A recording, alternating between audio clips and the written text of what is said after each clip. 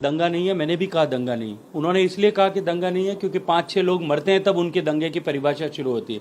मैंने कहा दंगा इसलिए नहीं है क्योंकि एक ही समाज के लोग, एक ही मजहब के लोग उपद्रव कर रहे थे, सामने झगड़ा करने के लिए कोई नहीं था। पुलिस और मजहब विशेष के लोग आमने सामने थे और ये बलवा जोधपुर में हुआ। लोगों के घरों में पत्थर फेंके गए, लोगों के सिर फोड़ दिए गए, पुलिस की गाड़ियों के कांच तोड़ दिए गए, दुकानों के कांच तोड़ दिए गए, एटीएम तोड़ दिए गए, तेजाब की बोतलें फेंकी गई, चलते रास्ते लोगों को चाकू मार दिए गए, लोगों को नाम पूछ करके, और उसके बाद में उनके हाथ पांव तोड़ दिए गए।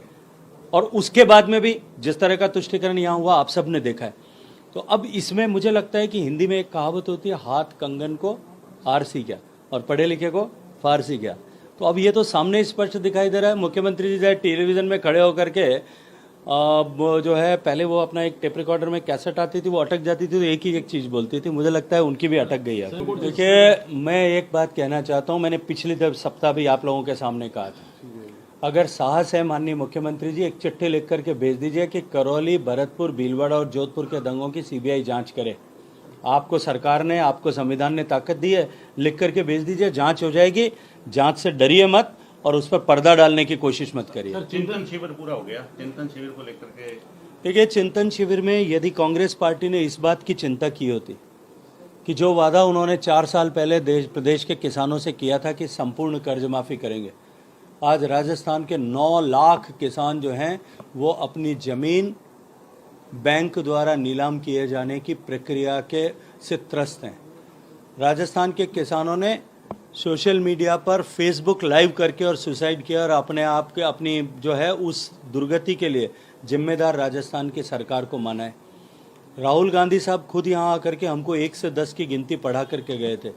बेहतर ये होता कि इस चिंतन सत्र में इस बात की वो समीक्षा करते कि राजस्थान के किसानों को किया गया वादा 4 साल तक पूरा क्यों नहीं हुआ और अब किस तरह से करेंगे।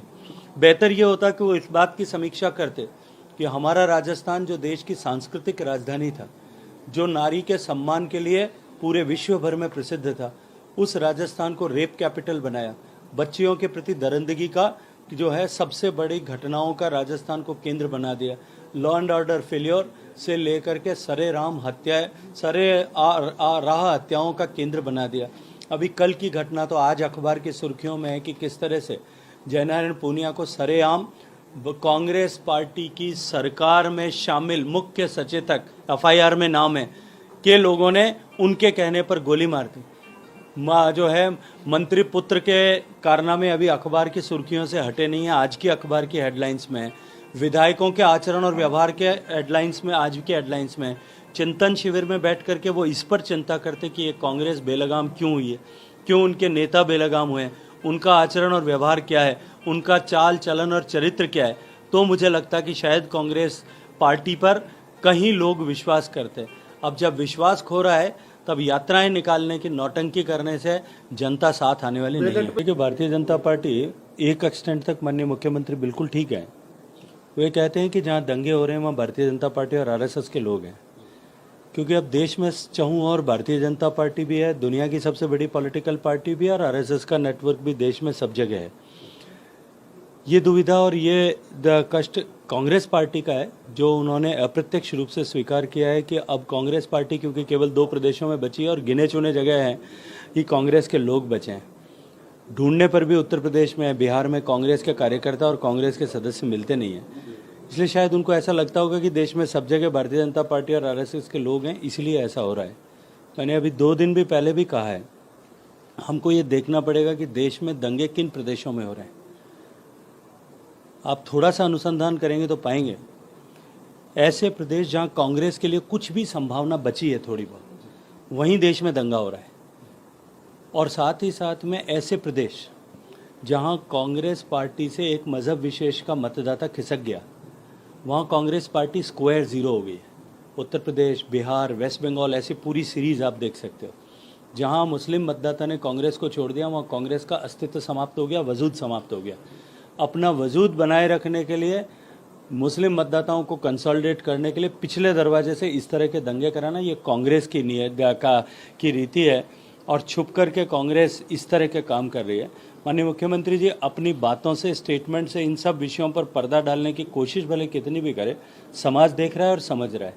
करौली में जो दंगा हुआ, हिंदुस्तान का शायद कोई मीडिया चैनल ऐसा नहीं होगा, शायद कोई जो है सोशल मीडिया प्लेटफॉर्म ऐसा नहीं होगा जिसने ये नहीं दिखाया होगा कि छत पर से पत्थर बरस रहे थे। डॉक्यूमेंट्री एविडेंस है कि आईबी की, स्टेट आईबी की रिपोर्ट थी कि इस तरह से हमला हो सकता है, इसलिए पुलिस की व्यवस्था की जाए।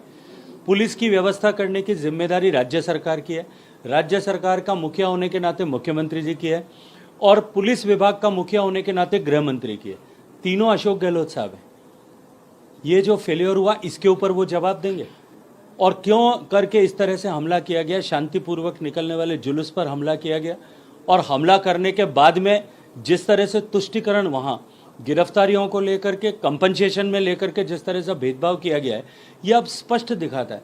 जोधपुर में जिस तरह की घटनाएं हुई, एक तरफा उन्होंने कहा कि दंगा नहीं है, मैंने भी कहा दंगा नहीं। उन्होंने इसलिए कहा कि दंगा नहीं है क्योंकि 5-6 लोग मरते हैं, तब उनके दंगे की मुझे लगता है कि थोड़े साल में अगर इसी तरह की परिस्थिति रही तो शायद वो 16वीं शताब्दी में जिस तरह का शासन हुआ था, क्योंकि कांग्रेस में, देश में बेशक लोकतंत्र आया लेकिन कांग्रेस में अभी लोकतंत्र नहीं आया, अभी भी वो गांधी परिवार से बाहर नहीं निकले हैं। मुझे लगता है कि अगर इसी तरह से डूबते रहे तो थोड़े दिन बाद में वो ये घोषणा करेंगे कि राजतंत्र जिस तरह से पीढ़ी परंपरा से मिलता था, उसी तरह से नेहरू गांधी परिवार को जो है ये राजतंत्र मिल जाए और जिंदगी भर, जीवन भर भारत में उन्हीं का शासन रहे।